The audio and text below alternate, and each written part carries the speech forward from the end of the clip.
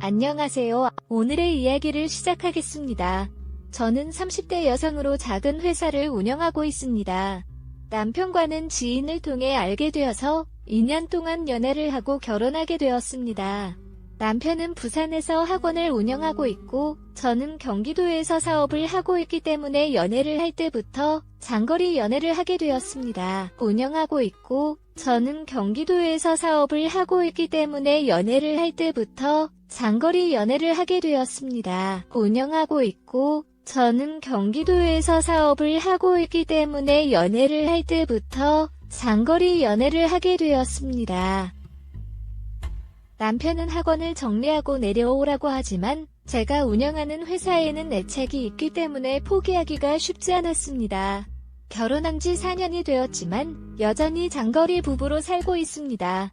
더구나 학원은 주말에도 영업을 하기 때문에 주말에 부산으로 가지 않은 이상 남편을 마주치기가 힘듭니다. 학원은 주말에도 영업을 하기 때문에 주말에 부산으로 가지 않은 이상 남편을 마주치기가 힘듭니다. 학원은 주말에도 영업을 하기 때문에 주말에 부산으로 가지 않은 이상 남편을 마주치기가 힘듭니다.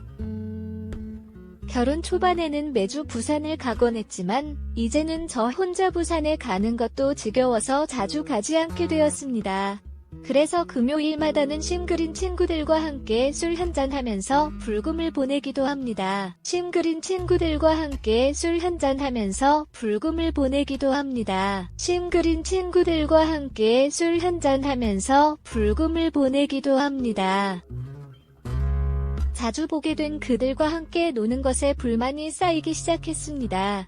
헌팅을 하거나 술을 마시면서 남자친구를 만들고 연애도 해야 한다는 압박감 때문입니다.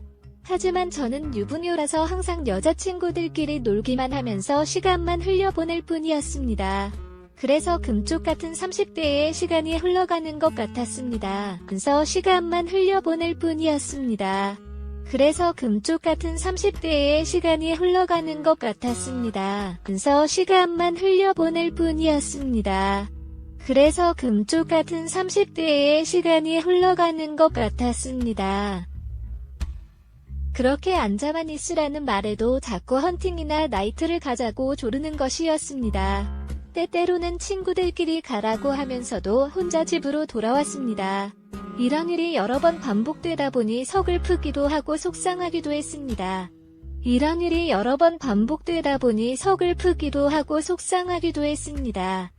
이런 일이 여러 번 반복되다 보니 서글프기도 하고 속상하기도 했습니다. 헌팅을 못하는 것이 아니라 친구들과 더 놀 수 없다는 것이 너무 속상했습니다. 그래서 이제는 집에만 가지 않고 친구들과 함께 놀기로 결심했습니다. 다만 헌팅은 하지 않겠다고 약속하고 나서야 친구들도 저를 지켜준다며 함께 놀아주기로 하였습니다. 하지 않겠다고 약속하고 나서야 친구들도 저를 지켜준다며 함께 놀아주기로 하였습니다. 하지 않겠다고 약속하고 나서야 친구들도 저를 지켜준다며 함께 놀아주기로 하였습니다. 약속을 했었지만 그 약속이 지켜질 가능성은 희박했습니다. 사람들이 술을 마시고 참가하는 헌팅에서는 항상 한 명이 빠지게 되는데 그래서 헌팅은 실패를 반복하게 되었고 친구들의 눈치에 밀려서 결국 저도 헌팅에 참가하게 되었습니다. 친구들의 눈치에 밀려서 결국 저도 헌팅에 참가하게 되었습니다. 친구들의 눈치에 밀려서 결국 저도 헌팅에 참가하게 되었습니다. 그렇게 만난 남자들과는 그날 같이 술만 마시고 그 이상의 만남이나 경계선을 넘어가지 않았습니다. 그러나 몇 개월 전에 친구들과 함께 간 나이트에서 만난 남자는 자꾸 생각나고 보고 싶어졌습니다. 그래도 저는 절대 사적으로 만나거나 연락하지 않겠다는 다짐을 하였지만 그 남자 측에서도 적극적으로 연락을 하였고 호기심에 주고받던 문자 메시지는 전화로 이어졌습니다. 다짐을 하였지만 그 남자 측에서도 적극적으로 연락을 하였고 호기심에 주고받던 문자 메시지는 전화로 이어졌습니다. 다짐을 하였지만 그 남자 측에서도 적극적으로 연락을 하였고 호기심에 주고받던 문자 메시지는 전화로 이어졌습니다. 그리고 그 전화는 만남으로 이어졌고 결국 그 만남은 관계를 갖게 되어 버렸습니다. 그러다가 그 남자의 제안으로 남자친구들과 제 친구들이 함께 바다로 놀러가게 되었습니다. 놀러가는 날 아침, 저는 친구들과 그 남자를 기다리고 있었습니다. 놀러가는 날 아침, 저는 친구들과 그 남자를 기다리고 있었습니다. 놀러가는 날 아침, 저는 친구들과 그 남자를 기다리고 있었습니다. 처음 보는 렌터카가 저희 앞에 오더니 문을 열었습니다. 그 차 안에는 남편의 친동생이 있었습니다. 너무 당황해서 문을 다시 닫아버렸습니다. 그때 그냥 도망갈 걸 그 남자와 제 친구들의 떠밀림으로 그 차 안에 타게 되었습니다. 이미 가명으로 만나고 있었으며 화장도 많이 다르게 했기 때문에 최대한 눈을 마주치지 않으려 노력했습니다. 이미 가명으로 만나고 있었으며 화장도 많이 다르게 했기 때문에 최대한 눈을 마주치지 않으려 노력했습니다. 이미 가명으로 만나고 있었으며 화장도 많이 다르게 했기 때문에 최대한 눈을 마주치지 않으려 노력했습니다. 여행 기간 내내 그 남자는 저를 인식하지 못한 것 같았습니다. 가명으로 불리며 속인 나이를 믿은 것 같아서인지 그는 저를 동생 취급하면서 반말도 했습니다. 그는 저를 동생 취급하면서 반말도 했습니다. 그는 저를 동생 취급하면서 반말도 했습니다. 새벽까지 술자리는 계속되었고 모두 다 만취해버렸습니다. 그날 일어난 일들은 기억이 정확히 나지 않습니다. 그 와중에 그 남자가 사람들이 모두 있는 곳에서 수위가 높은 터치와 스킨십을 하다가 몇 번이나 뿌리쳤던 게 기억납니다. 수위가 높은 터치와 스킨십을 하다가 몇 번이나 뿌리쳤던 게 기억납니다. 수위가 높은 터치와 스킨십을 하다가 몇 번이나 뿌리쳤던 게 기억납니다. 기억이 납니다. 하지만 도저히 기억이 안 나서 그 남자와 방에 먼저 들어간 것까지는 기억이 나는데 아마 그 이후로는 서로 관계를 가졌을 것으로 생각됩니다. 그 다음 날 아침에 복장이 그랬을 거라고 예상할 수 있는 상황이었습니다. 그 다음 날 아침에 복장이 그랬을 거라고 예상할 수 있는 상황이었습니다. 그 다음 날 아침에 복장이 그랬을 거라고 예상할 수 있는 상황이었습니다. 그렇게 여행이 끝나고 집에 돌아와 몇 시간 후 저는 도련님으로부터 그 남자와 스킨십하는 수많은 사진과 동영상을 받았습니다. 그리고는 우리 집 근처에 있으니 문 열어라는 메시지도 받았습니다. 엄청 떨리는 손으로 현관문을 열었을 때 도련님은 술을 사들고 우리 집 앞에서 기다리고 있었습니다. 간단히 술 한잔하면서 이야기를 나눈 후 집으로 들어왔습니다. 님은 술을 사들고 우리 집 앞에서 기다리고 있었습니다. 간단히 술 한잔하면서 이야기를 나눈 후 집으로 들어왔습니다. 님은 술을 사들고 우리 집 앞에서 기다리고 있었습니다. 간단히 술 한잔하면서 이야기를 나눈 후 집으로 들어왔습니다.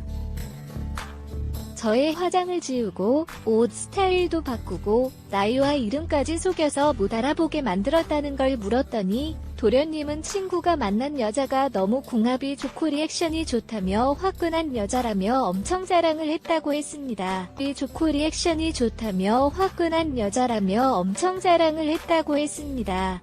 좋고 리액션이 좋다며 화끈한 여자라며 엄청 자랑을 했다고 했습니다. 그래서 친구들에게 자랑하려는 목적으로 여행을 갔다는 이유로 설명하였습니다. 그러나 그 자리에서는 제가 화끈한 여자로 나타난 것이었습니다. 여행 중에 찍은 사진과 동영상은 남편인 형에게 보여주려고 했지만 형수의 변명이라도 들어보려고 왔다는 것이었습니다. 남편인 형에게 보여주려고 했지만 형수의 변명이라도 들어보려고 왔다는 것이었습니다. 남편인 형에게 보여주려고 했지만 형수의 변명이라도 들어보려고 왔다는 것이었습니다. 도련님은 아무리 합당한 사정과 이유가 있다고 해도 결혼한 유부녀가 다른 남자와 만남을 가지는 것이 정당화될 수 없다고 생각했습니다. 그래서 앞으로 어떻게 할 것인지 물어봤습니다. 저는 만남을 정리하고 도련님이 비밀을 지키면 결혼 생활을 잘 유지할 것이라고 말했습니다. 만남을 정리하고 도련님이 비밀을 지키면 결혼 생활을 잘 유지할 것이라고 말했습니다.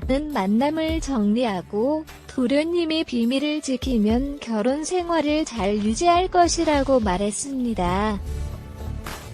하지만 도련님은 표정이 떨어졌고 남편한테는 말하지 않고 저에게 고맙다고만 말하며 떠나갔습니다. 혹시 바라거나 필요한 것이 있으면 말해달라고 하였습니다. 혹시 바라거나 필요한 것이 있으면 말해달라고 하였습니다. 혹시 바라거나 필요한 것이 있으면 말해달라고 하였습니다. 뭐 없냐고 물었습니다.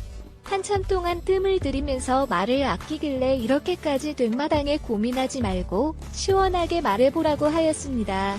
비밀만 지켜준다면 무엇이든지 다 들어줄 마음의 준비가 되었다고 하였습니다. 만 지켜준다면 무엇이든지 다 들어줄 마음의 준비가 되었다고 하였습니다. 만 지켜준다면 무엇이든지 다 들어줄 마음의 준비가 되었다고 하였습니다. 조심스럽게 제 손을 잡더니 방으로 가자고 신호를 보내는 것이었습니다. 따라가면서 설마 했지만 방에 들어가자마자 저를 침대에 밀쳤고 제 의견은 묻지도 않은 채 불타오르기 시작했습니다. 2번이나 불타오른 후에야 도련님은 잠이 들었고 저는 거실에 나와서 소파에 혼자 누웠습니다. 2번이나 불타오른 후에야 도련님은 잠이 들었고 저는 거실에 나와서 소파에 혼자 누웠습니다. 2번이나 불타오른 후에야 도련님은 잠이 들었고 저는 거실에 나와서 소파에 혼자 누웠습니다. 다음날 아침 같이 밥을 먹는데 어색한 기운이 서로 느껴졌습니다. 아무 말 없이 식사만 하였습니다. 특별한 말도 없고 지난 밤에 나름 대가를 치렀다는 생각에 도련님이 때가 되면 집에 가면서 끝이 날 거라고 생각했습니다. 제 큰 착각이었습니다. 지금 타고 다니는 차가 고물이라면서 차도 바꿔달라고 합니다. 제 큰 착각이었습니다. 지금 타고 다니는 차가 고물이라면서 차도 바꿔달라고 합니다. 제 큰 착각이었습니다. 지금 타고 다니는 차가 고물이라면서 차도 바꿔달라고 합니다. 그는 제 요구 조건을 들어주길 말하라면서 제가 너무 무례한 요구를 했다고 반응했습니다. 제가 용돈을 요구하기도 했는데 그 요구 금액은 크지는 않았지만 부담스러웠습니다. 용돈이 힘들다면 지난 밤처럼 뜨거운 시간을 가지는 것도 좋다고 하더군요. 그리고 그 친구와 저에 대해 나눈 음성 녹음까지 다 보내준다고 했습니다. 시간을 가지는 것도 좋다고 하더군요. 그리고 그 친구와 저에 대해 나눈 음성 녹음까지 다 보내준다고 했습니다. 시간을 가지는 것도 좋다고 하더군요. 그리고 그 친구와 저에 대해 나눈 음성 녹음까지 다 보내준다고 했습니다. 도련님은 결국 제가 요구한 조건을 들어줄지 말지는 제게 맡기면서 저를 다그쳤습니다. 하지만 그 이후로도 뜨거운 관계는 몇 개월째 계속 이어지고 있습니다. 로도 뜨거운 관계는 몇 개월째 계속 이어지고 있습니다. 로도 뜨거운 관계는 몇 개월째 계속 이어지고 있습니다. 하지만 시간이 지날수록 저는 이 모든 것이 너무 수치스럽다고 생각합니다.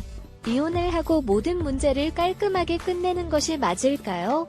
아니면 남편과 함께 부산으로 가야 할까요? 회사를 정리해야 할 필요도 있겠지만 이 모든 선택을 어떻게 할지 고민 중입니다. 회사를 정리해야 할 필요도 있겠지만 이 모든 선택을 어떻게 할지 고민 중입니다. 회사를 정리해야 할 필요도 있겠지만 이 모든 선택을 어떻게 할지 고민 중입니다. 오늘의 이야기는 여기까지입니다. 구독과 좋아요, 알림 설정을 부탁드립니다. 긴 글을 읽어주셔서 감사합니다. 긴 글을 읽어주셔서 감사합니다. 긴 글을 읽어주셔서 감사합니다.